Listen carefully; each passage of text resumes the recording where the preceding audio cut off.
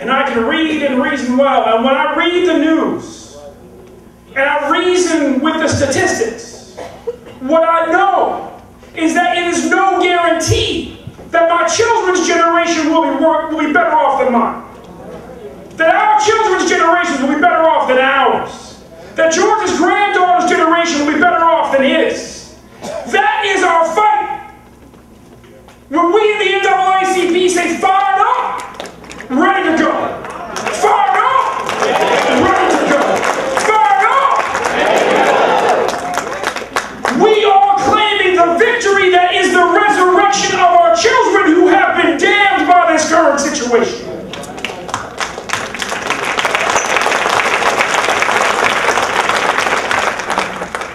Be clear, brothers and sisters, as we sit in this auditorium, diverse working people, black, white, Asian, Latino, that the first slave rebellion in this country was African slaves and Irish indentured servants rising up in Southern Virginia because they were on fire because the king had told them that their children would be damned to their situation.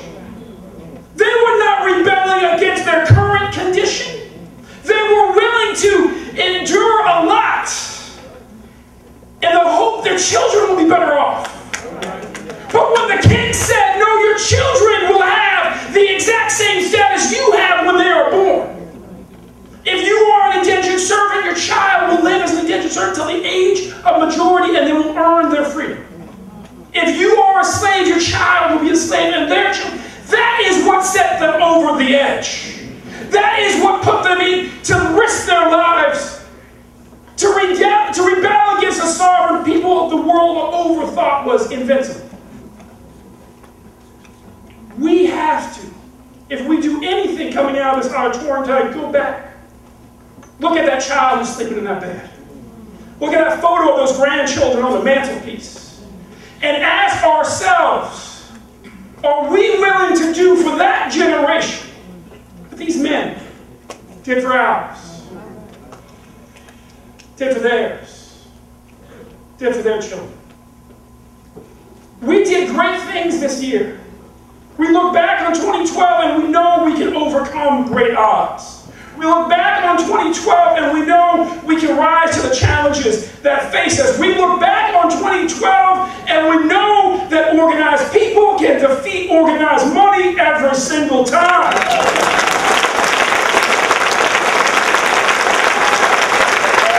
But the only way we can do that is if we are organized. So join the NAACP, join now, join Rebuild the Dream, join Apollo and all the other great labor organizations. Be proud of your membership in AFSCME or SEIU or any other union, UDW that's represented here. But make sure that your neighbors understand that they better join something. All right. Join their church, join coaching. But they better organize something because we are in the midst of a storm. And if you ain't standing under the umbrella that is the strength of an organized community, sister and brother, you are out in the wilderness. And not only can you not protect yourself, you cannot protect your children. And that is an obligation none of us has the right to not fulfill. Thank you. God bless you. Let's get forward with the resurrection. Fire up!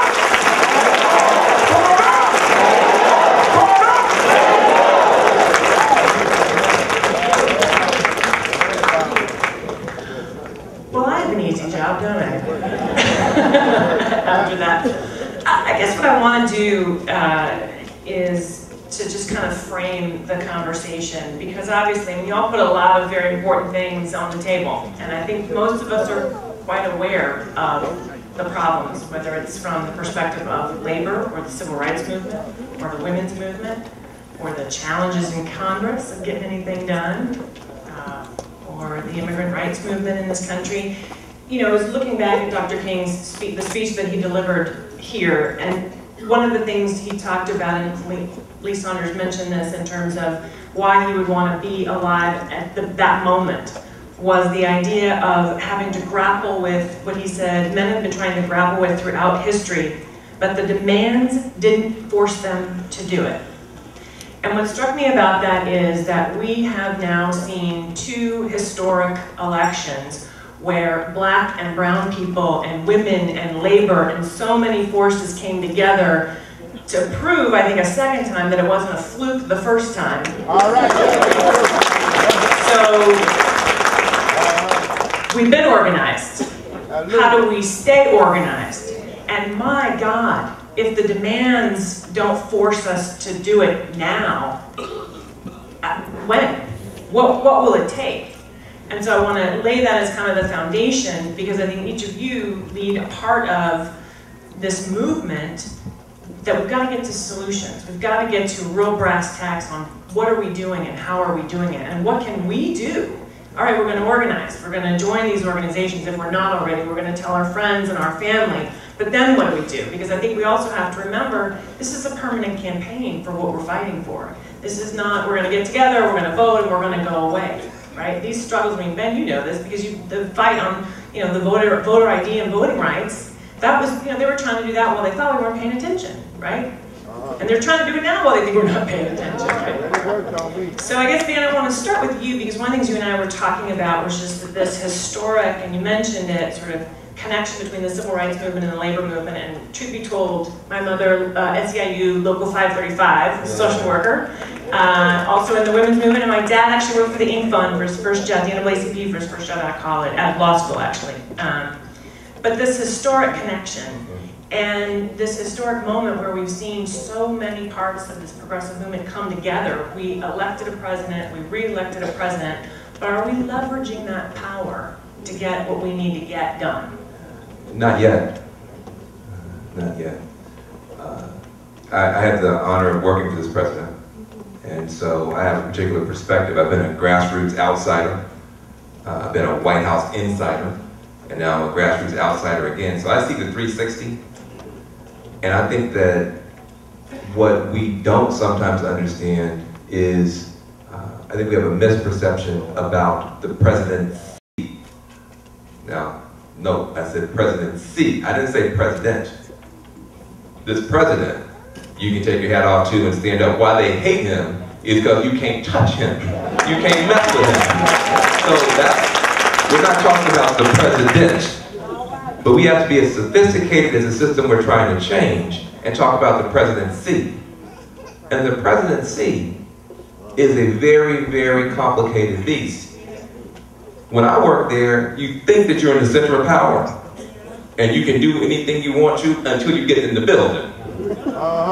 And then you realize you are the target of a bullseye for everything on earth that doesn't want you to do what you want to do. And the rule quickly emerges: if you don't fight, if you're outside, if you're the labor movement, if you're outside, if you're African Americans, Latinos, Asians, Native Americans, if you're outside, if you're the women's movement, lesbian gay movement, environmental movement, if you're outside, if you don't fight for what you want, you deserve what you get. That's the way it works when you deal with power.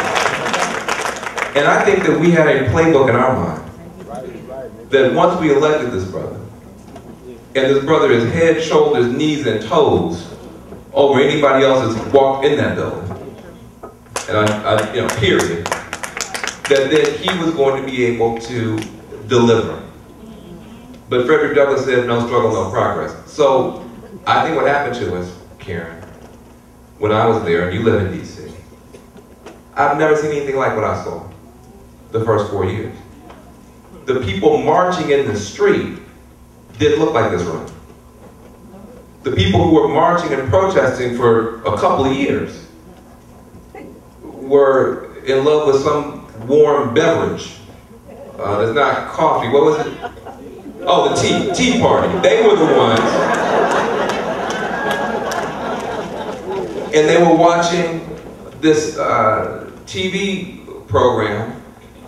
It wasn't MSNBC. It wasn't CNN. No, it was named after a predatory, sneaky mammal. A predatory, low-down, sneaky, dishonest mammal. I can't remember. Oh, Fox. It was Fox. I don't want to mention Fox name. But And between those two things, Karen, this relentless propaganda campaign, and then who was marching, who was talking, who was marching, that shifted to power.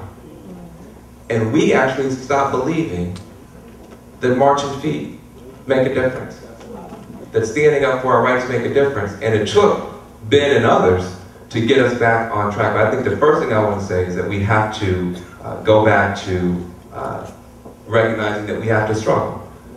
You can't do it just top down. You have to have the presidency, but you also have to be bottom up. I know you want to move on. Let me just say one more thing. I just want to say one more thing.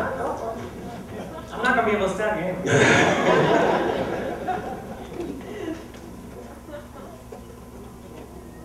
I think Dr. King understood something that we forgot. See, Dr. King said it nice, but Dr. King understood power. You just heard Lee Saunders talk. He understands power. You know, I came up with the progressive hip hop movement. We talked about rap, reward and punish. R-A-P, reward and punish. We have power we are not using. We have power we're not using. You have banks that are throwing people out of their homes, and then on Sunday we come and pray about it, put our money in the collection plate, and then we go and put that collection plate money back in the same bank that just threw our people out. That doesn't make sense. We have power that we're not using. At the ballot box, dealing with these banks, etc., and we're going to have to recognize that now is the time for us to reward when anybody in power acts right, but we also have to be willing in a loving way to punish those who refuse to do right by our people.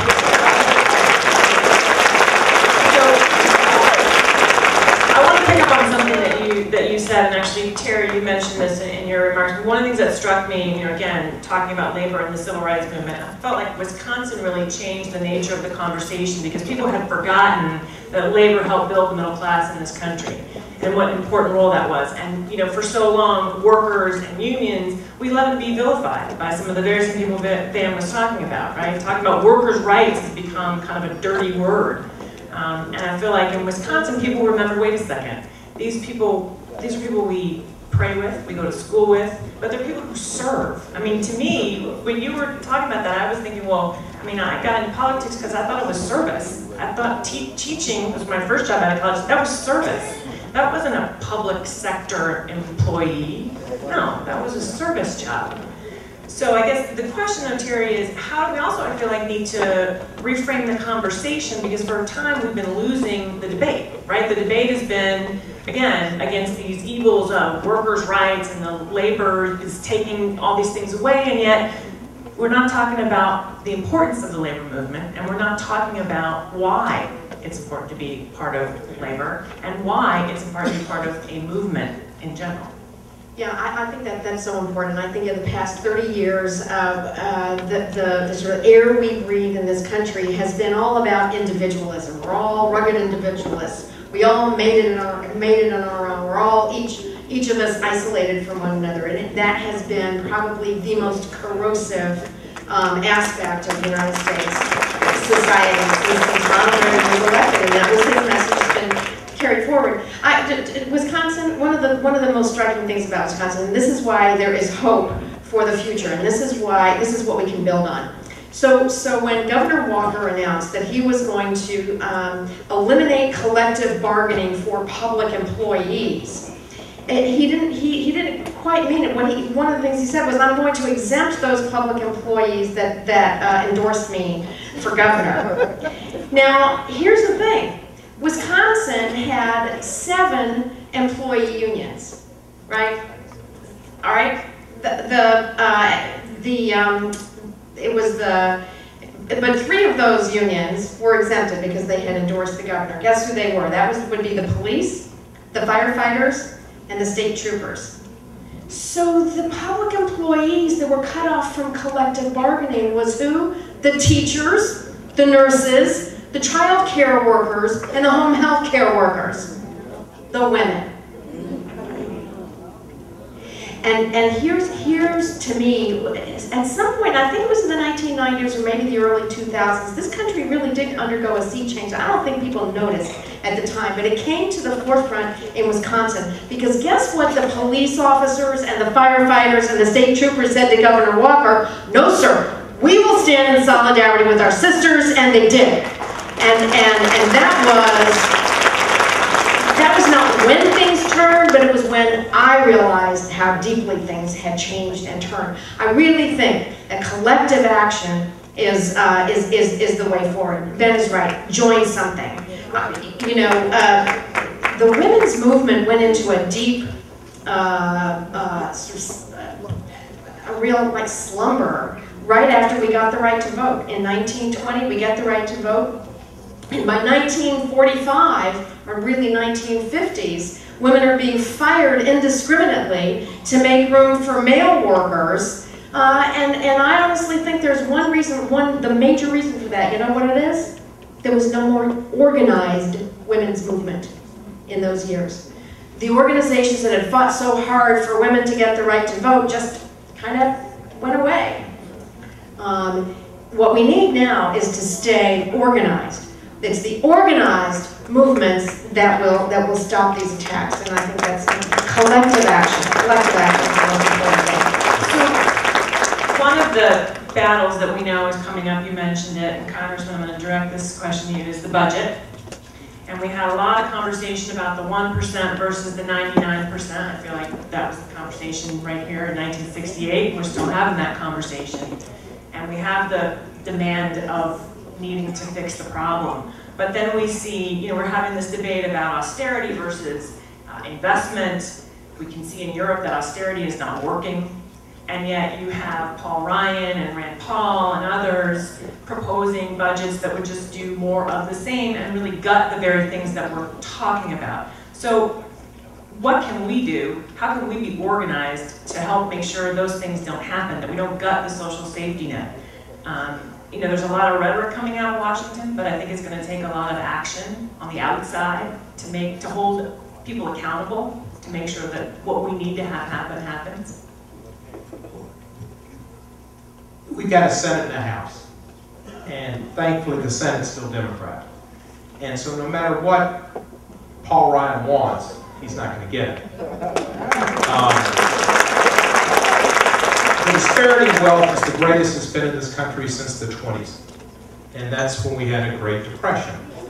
And we have the possibility of that again. And Paul Krugman and Robert Reich will both tell you, and other economists, just about 98% of the economists will tell you, you got to have a middle class, you got to have purchasing power, you've got to have consumers. Without consumers, you can't be selling goods. And what the industrialists have done for so many years as multinationals is they've gone overseas to get cheap labor and cut out the working people in America and don't care about it. The Dow's at 14,500. When the Dow was at 6,000, the minimum wage was $5.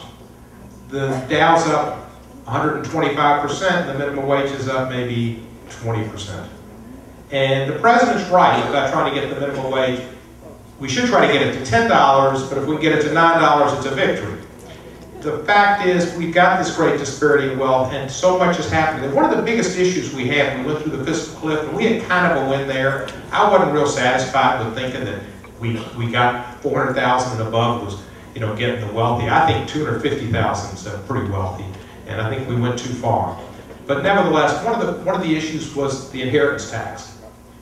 That was a big issue. And when you think about it, very, very few people pay the inheritance tax. Very, very few.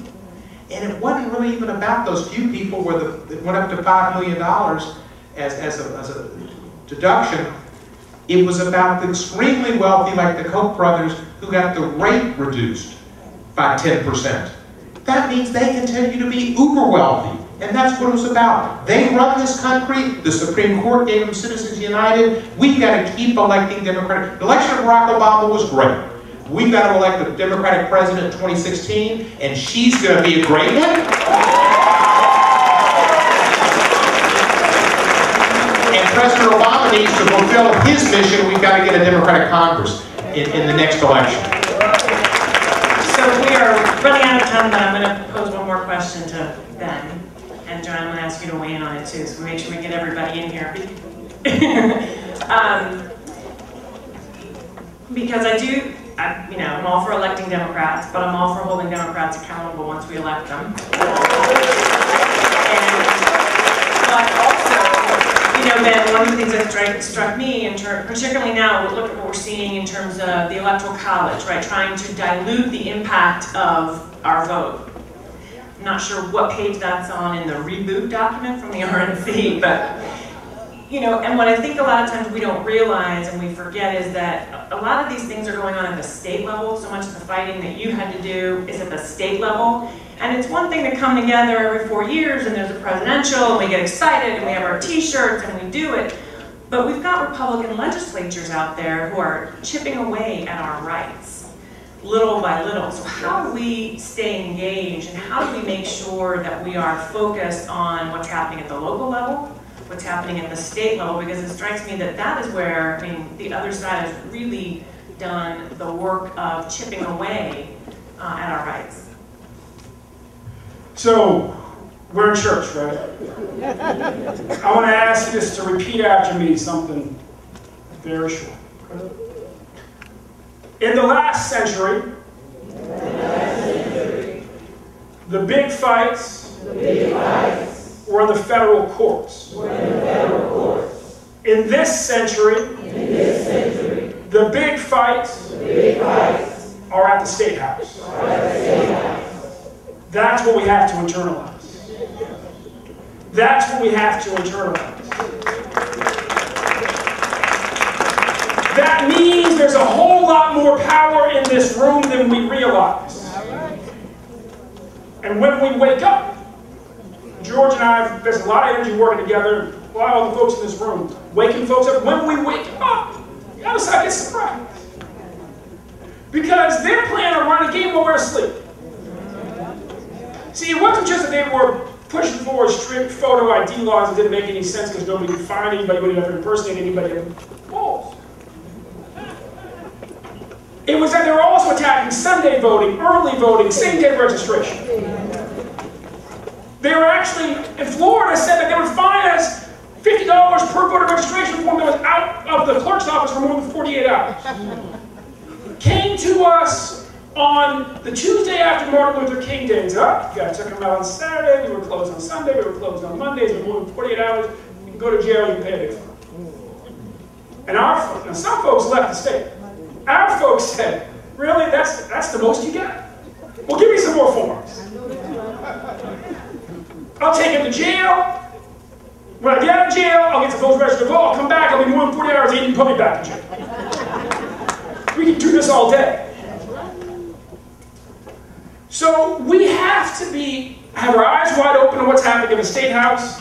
We've got to have the courage of our convictions. We've got to be really clear that we can win this.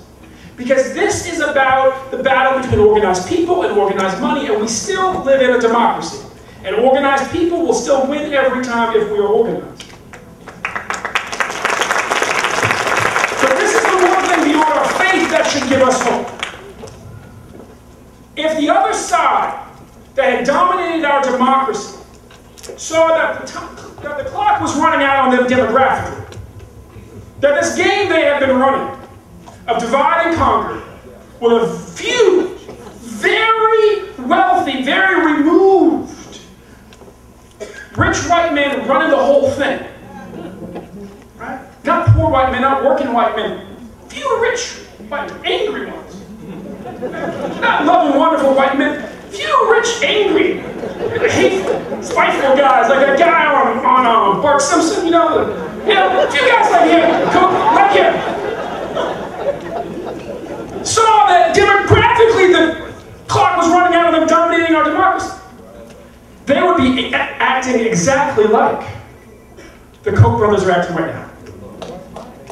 They would be acting exactly like the far-right-wing extremists are acting right now. They know that the gig is up. They know that the future is coming. They're trying to hold it off till they die.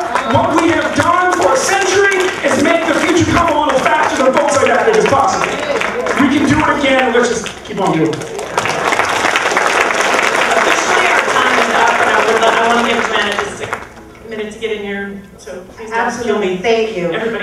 lot of the conversation revolved around organizing nationally and statewide, but let me tell you, I live at home locally. And when I talk to people, I will talk to them locally. And when I look at my neighbor, I will look at my neighbor, be it black, white, Asian, Hispanic, but they are my neighbor. And I just want to be able to say that all these attacks is happening to all of us, and we should be more intelligent to know that immigrants didn't cause the crash. It's not working people that caused our recession. It is not our fault. We are here. The economy is this way. So I just want to end with that in solidarity we will move forward.